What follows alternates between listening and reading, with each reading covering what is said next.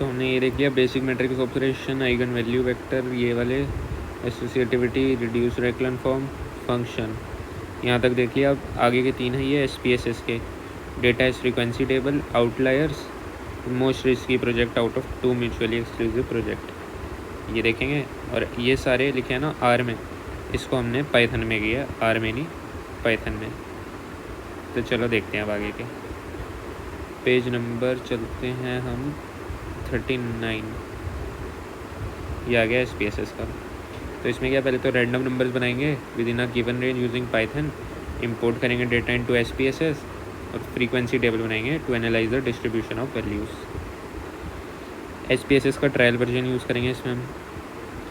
Frequency क्या करेंगे, Python या कुछ भी VS कोड में खोला, ये पाइथन का कोड है, 200 रैंडम नंबर बनाएंगे बिटवीन 1 and 100। तो कैसे बनेगा, रैंडम डॉट रैंडम इंटीजर्स 1 से लेकर 100 तक फॉर इन रेंज 200, 1 से लेकर 100 तक, रैंडम डॉट रैंडम इंटीजर 1 से लेकर 100, कौन सी रेंज में, 200, with open as file dot write str number plus backslash number in random numbers, ठीक है, उसको राइट कर दिया हमने फाइल में, रैंडम नंबर्स की एक फ़ाइल बन जाएगी। तो इसमें जो मेन फंक्शन है वो क्या यूज़ हो रहा है, रैंडम डॉट रैंडम इंटीजर। इसमें हम बताएंगे कि हमें कहाँ से कहाँ तक चाहिए और कितने नंबर चाहिए, रेंज बता दी 1 से 100, और कितने चाहिए वो यहाँ बताया, रैंडम डॉट रैंडम इंटीजर। ये तो हम मैनुअली भी बना देंगे नहीं तो। उसके बाद क्या है, file new data, file open data, random numbers को इंपोर्ट करेंगे, डीलिमिटेड फॉर्मेट, टैब और space delimiter, first column numeric. तो ये इंपोर्ट किया random numbers dot txt, next करते जाएंगे, तो ये इंपोर्ट हो गए, नंबर आ गए यहाँ पे। अब फ्रीक्वेंसी टेबल कैसे आएगा, analyse descriptive statics frequency, analyse है ना यहाँ पे नीचे बना रखा होगा, एनालाइज डिस्क्रिप्टिव स्टैटिस्टिक्स और फ्रीक्वेंसीज, इस पर क्लिक किया। फिर उसके बाद जो भी कॉलम आएगा हमारा V1 है ना, वेरिएबल का नाम मेरा, तो इसको कर देंगे हम ओके कर देंगे, कि ये बन के आ गया frequency table, frequency percent, valid percent, cumulative percent, ये पूरा आ गया, बस बन के आ गया, यही था, सिंपल था। अब आउटलायर आइडेंटिफाई करने गिवन डेटा सेट में, descriptive statistics and box plot visualisation. तो वही डेटा हमने करा, मैनुअली कुछ भी कर दिया, कुछ 2-4 वैल्यू हमने एक्सट्रीम वैल्यूज़ भी चूज़ कर ली, जैसे 120, 30 हो गई, और यहाँ पे 2, 5, बाकी सब ऐसे ही है ना 48, 50 की रेंज में। फिर एनालाइज, फिर से डिस्क्रिप्टिव स्टैटिस्टिक्स, इस बार पिछली बार फ्रीक्वेंसीज में गए थे, इस बार एक्सप्लोर में जाएंगे, move the variable value into the dependent list box कर देंगे यार वो तो। फिर उसके बाद क्या है, बॉक्स प्लॉट होगा कहीं यहाँ पे, बॉक्स प्लॉट, बस outlier solve 1.5 times the IQR, inter quartile range क्या होती है, Q1 Q2 Q3 होता है ना हमारे पास, Q1 माइनस Q3 होती है। Extreme outliers lie beyond 3 times the IQR। Descriptive statistics में भी एक्सट्रीम वैल्यूज़ लिस्ट हो रही होंगी, तो यहाँ पे है, ये एक्सट्रीम वैल्यूज़ लिस्ट है यहाँ पे, अलॉन्ग विद देयर वैल्यू और केस नंबर, और बॉक्स प्लॉट पे बन के आ गया, ये 10 और 11 है, और यहाँ पे ये मतलब 120 इतनी, और एक ये यहाँ पे आउटलायर डिटेक्ट कर लिए हमने। अब नेक्स्ट क्या है, to analyse and compare the risk levels of 2 investment project, एक अल्फा प्रोजेक्ट है, एक बीटा प्रोजेक्ट है, using statistical measure such as standard deviation, coefficient of variation and independent samples t test. Independent नहीं करेंगे, इसको paired का use करा था हमने, पेयर्ड टी टेस्ट। तो यहाँ पे हाइपोथेसिस टेस्टिंग भी आ गया है ना, तो पूछ सकते हैं बाय वन हाइपोथेसिस टेस्टिंग। तो 2 म्यूचुअली एक्सक्लूसिव इन्वेस्टमेंट है, project alpha, project beta. Initial investment this, different expected cash flow. तो प्रोजेक्ट अल्फा के ये हैं ईयर 1 और ये, और प्रोजेक्ट बीटा के ये हैं। तो इनको कंपेयर करना है हमें। तो एक तो तरीका होता है मीन निकालो, लेकिन मीन नहीं सही होता, हमें निकालना है वेरिएंस। जिसकी वेरिएंस कम वो ज़्यादा बढ़िया, वेरिएंस ज़्यादा तो रिस्क ज़्यादा है उसमें। तो डेटा सेट किया, इंपोर्ट वगैरह करेंगे, स्टैंडर्ड डेविएशन एनालाइज डिस्क्रिप्टिव्स में स्टैंडर्ड डेविएशन यहाँ पे कैलकुलेट करेंगे। करते करते ये स्टैंडर्ड डेविएशन अपना निकल के आ जाएगा। तो कोफिशिएंट ऑफ वेरिएशन क्या होता है, सिग्मा बाय म्यू, मतलब मीन हमें ज़्यादा चाहिए और स्टैंडर्ड डेविएशन हमें कम चाहिए। तो कोफिशिएंट ऑफ वेरिएशन है वो डायरेक्ट वेरिएंस से रिलेटेड होगा, तो जितना कम होगा उतना बढ़िया हमारे लिए। हायर CV रिस्कियर चाहिए, तो इसलिए कम होगा तो ज़्यादा बढ़िया, रिस्क कम होगा उसमें। तो प्रोजेक्ट अल्फा के लिए ये निकल के आ रहा है, प्रोजेक्ट बीटा के लिए ये निकल के आ रहा है। तो CV इसका ज़्यादा है, तो इसका मतलब ये ज़्यादा रिस्कियर है, more relative, more risk beta, तो हम अल्फा को चुनेंगे। अब पेयर्ड सैम्पल टी टेस्ट निकालेंगे। Analyse compare means paired sample t test. Check the P value, P is less than 0.05। तो risk difference between the project is statistically significant. इसमें क्या होता है, हाइपोथेसिस H0 क्या होता है इक्वल टू में, और H1 के लिए क्या होता है नॉट इक्वल टू के लिए। तो जो दोनों हमारे अल्फा और बीटा है वो अगर इक्वल हैं, अगर वो लेस देन दिस है तो सिग्निफिकेंट है, ग्रेटर देन है, तो यही तो कन्फ्यूजन है। अगर छोटा है तो सिग्निफिकेंट है, बड़ा है तो नहीं। अब हमारा क्या निकल के आएगा इसमें, paired sample test 2 sided P 0.58 बनाया है। अब ये 0.05 से बड़ा है ना, तो नॉट स्टैटिस्टिकली सिग्निफिकेंट, मतलब सेम ही है दोनों रिस्क। जो प्रोजेक्ट अल्फा और बीटा है रिस्क सेम है उनका, स्टैटिस्टिकली रिस्कियर कोई नहीं कह सकते इसमें। चलो अब नेक्स्ट है to understand and identify outliers, leverage point, influential data points in regression analysis. तो outlier, leverage point, influential data point. Python library use करेंगे, numpy, pandas, cpon, matplotlib, stats model। Certain data points can significantly influence the model's accuracy and interpretation. Outlier, leverage point और influential point. Outlier, a data point with a y value far from the regression line. Regression line, outlier कहीं दूर यहाँ पे होगा। Standardized residuals जैसे z greater than 3 residual plot बना सकते हैं। A data point with an x value far from the mean of x। तो ये x है, वो y पे था यहाँ पे लाइन में, और यहाँ पे मीन से जो जितनी ज़्यादा दूर होगा वो लेवरेज पॉइंट होगा। Hat matrix leverage value. Influential point क्या होगा, that significantly affects the regression model if remove. Cook's distance से निकालेंगे इसका। तो ये 3 पॉइंट है। सिंथेटिक डेटा सेट, इसका कोड हमें देखने की ज़रूरत नहीं है। स्कैटर प्लॉट बनाना है हमें। स्कैटर प्लॉट था एम में कहीं नहीं था, चलो फिर भी। Import C1 as SNS matplotlib.pyplot as plt sns.scatterplot, x में x, y में y, डेटा में डेटा। टाइटल रख दिया उसका हमने plt.clip plt.show। अब रिग्रेशन मॉडल फिट करेंगे। तो एक बार देख लेते हैं, स्कैटर प्लॉट तो ऐसा बन के आ जाएगा सिंथेटिक डेटा का। अब क्या करेंगे, रिग्रेशन मॉडल प्लॉट करेंगे।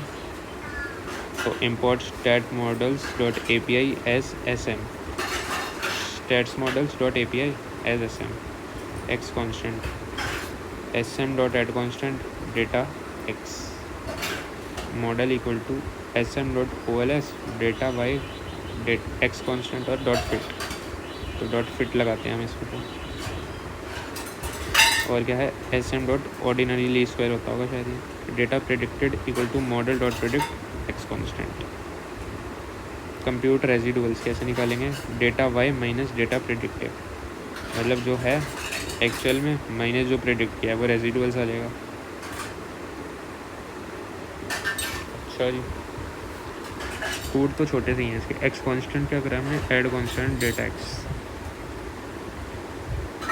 फिर मॉडल में sm.ols data Y X constant और फिट करेंगे data predicted equal to model dot predict. चलो बढ़िया।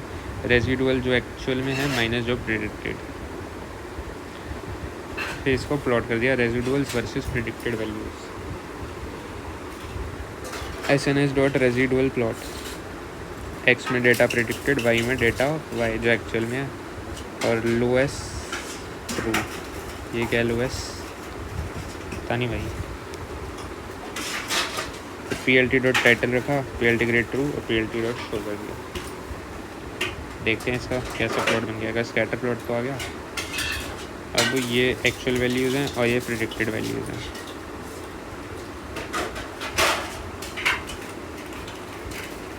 तो ये ऐसा कुछ बन रहा है। इसका इंटरप्रेट कैसे करेंगे,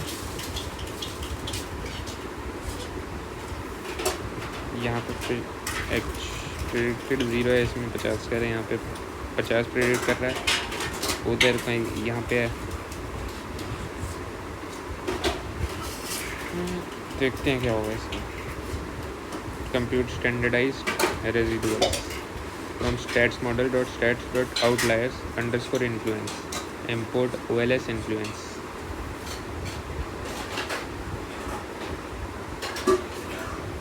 influence equal to OLS influence model data standardize residual studentized displayed top rows, influential points using Cook's distance, influence dot Cook's distance 0, sort values, data or data Cook's distance less than greater than 4 by length of it.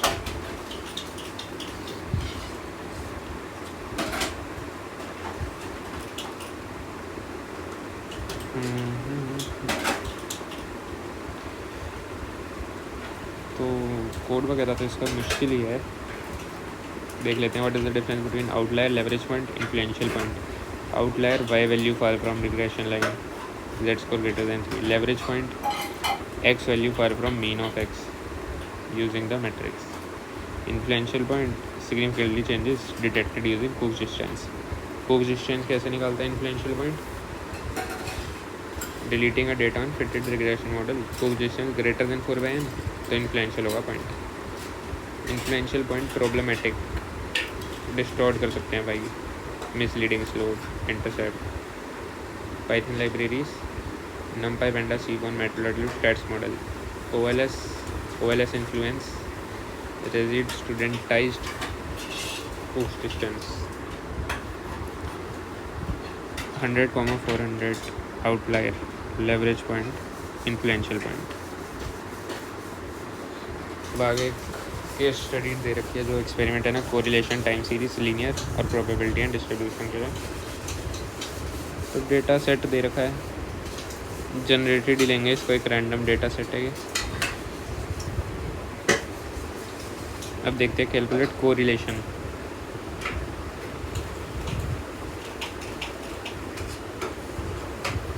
Increase in one variable corresponds to increase और decrease in another. तो दो variable में क्या correlation है, Pearson correlation coefficient between sales and different factor. तो एक sales का data है और एड स्पेंड है, तो वो देखेगा कि किससे सेल्स ज़्यादा बढ़ रही है, टीवी, रेडियो, किस में ऐड करने से। एनी मल्टी कोलिनियरिटी, फिर हीट मैप बनाएंगे उसको। Import pandas as vd, numpy as seaborn, matplotlib dot pyplot as plt। Load करेंगे pd डॉट रीड एक्सेल, जो फाइल बनाई थी हमने, एक्सेल फाइल। फिर कोरिलेशन मैट्रिक्स, डेटा फ्रेम में sales, TV ad spend, radio ad spend, online ad spend, competitor price dot correlation. एक second, ये df, फिर इसके अंदर क्या है, ये दो बक्से हैं इसमें, डॉट कोरिलेशन करके निकालते हैं, सिंपल याद रखिए। फिर विजुअलाइज करेंगे plt dot figure, SNS dot heat map, correlation matrix, annotation to see में फुल फॉर्म। तो कोरिलेशन मैट्रिक्स तो ये रहा। सेल्स और सेल्स में तो होएगा ही, डायगोनल तो बन ही आएगा इसका। फिर टीवी एड स्पेंड और सेल्स में ये भी ऐसे ही बनेगा। तो यहाँ देखते हैं हम, ये कुछ बन के आ रहा है। Which advertising channel has the strongest correlation? Online ad spend. Online ad spend का है ये रहा, 0.048 है। तो सबसे बढ़िया ऑनलाइन एड स्पेंड है, फिर भी वीक है। मल्टीकोलिनियरिटी है। Inter variable correlations are very weak. मतलब कॉम्पिटिटर प्राइस और टीवी एड में इनमें आपस में जो होती है मल्टीकोलिनियरिटी, तो नियरली ज़ीरो है, तो इंडिपेंडेंट है। Competitor pricing with sales, competitor price with sales 0.003 weak है। Why is correlation important before regression? Potential predictors and detect multicollinearity which can distort the regression. What does a value close to zero mean? Little or no linear relationship. Time series analysis. Examining data points collected or recorded at a specific time intervals to uncover trends, seasonal variations and residuals. मतलब random fluctuations. Break the series into trend, long-term dictation, seasonality, regular repeating pattern, residuals, random noise. Moving averages help to smooth the data, highlighting the trend by reducing short-term fluctuation. Sales forecasting, strategic planning. तो ये बन के आता है इसका। तो trend हो गया long term, seasonal variation short term, residual भी है noise.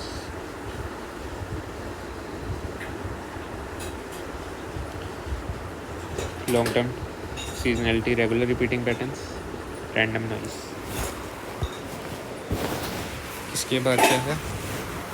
import pandas as pd, numpy as np, matplotlib.pyplots at plt, from statsmodel.tsa.seasonal import, seasonal decompose, statsmodel.tsa.seasonal, seasonal decompose को करा हमने import। रीड करा, date column to date time, set index कर दिया date को, in plus equal to true, मतलब उसी में चेंजेस होंगे। Decomposition equal to seasonal decompose का यूज़ करा हमने इसमें, यही ऊपर इंपोर्ट किया था statsmodel.tsa.seasonal से। तो इसमें sales model additive period 365, decomposition dot plot कर दिया तो प्लॉट हो जाएगा। सेल्स टाइम सीरीज डिकम्पोजिशन पैटलेट प्लॉट, तो ये अपने आप डिकम्पोज कर देगा। सेल्स में ये पहले सेल्स दिखाएगा, फिर ट्रेंड दिखाएगा, सीजनल और रेजिडुअल। अब मूविंग एवरेज, तो 30 day moving average, D S sales dot rolling, window 30 dot mean, mean निकालेंगे इसका।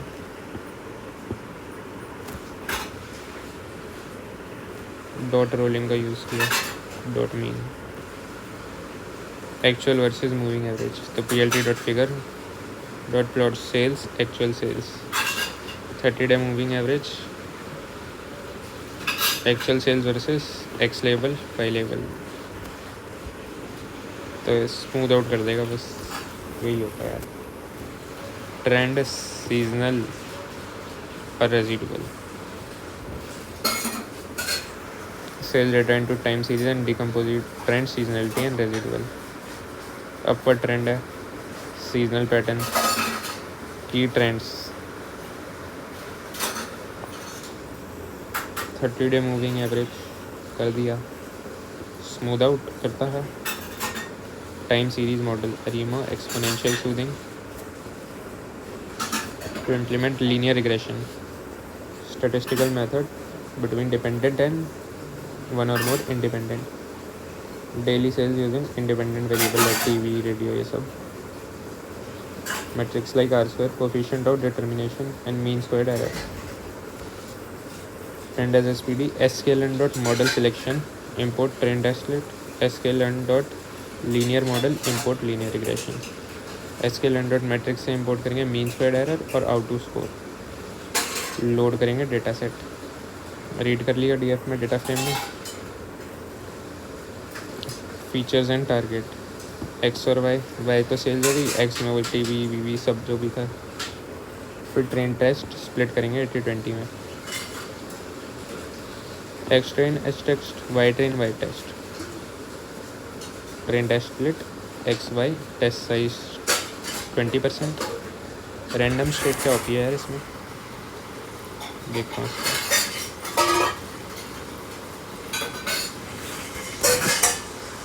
Random state in train test split बता भाई क्या होती है।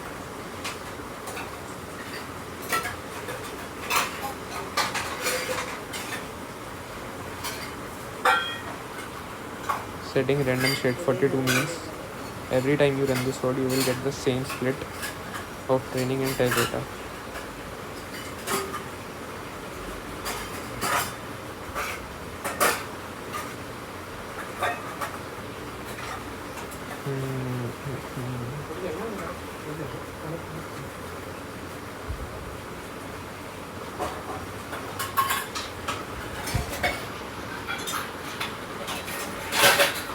You will get the same split same मिलेगा हमें इससे हर बारी ये होता है।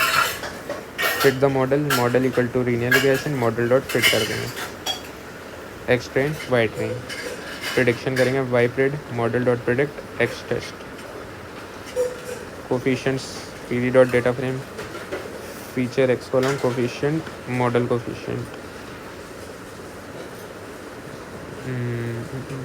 मीन स्क्वायर एरर से निकाल लेंगे R2 सोर्स से निकाल लेंगे coefficient mean square error R square error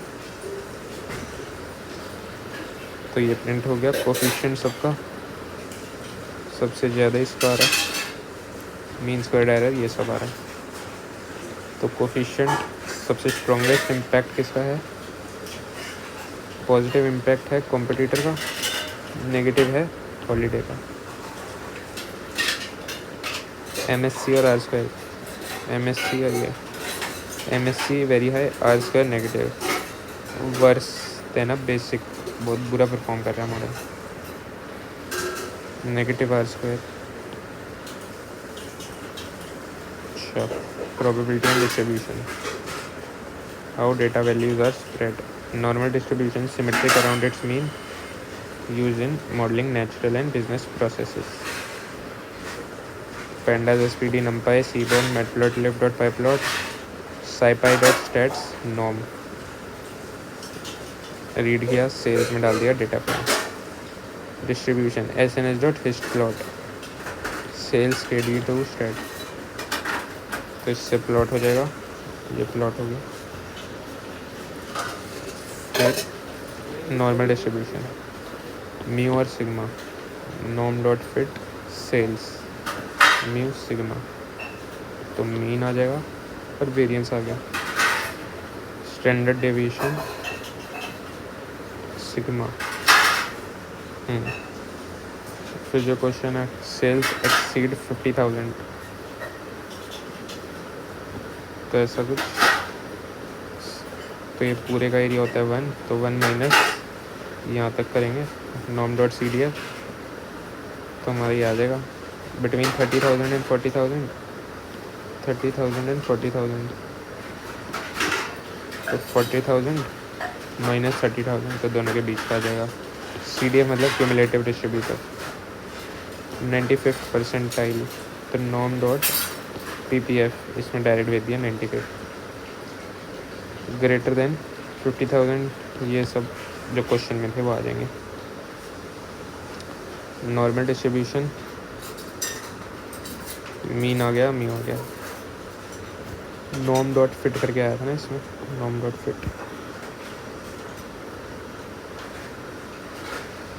बाकी तो सब क्वेश्चन ही है बस यही था।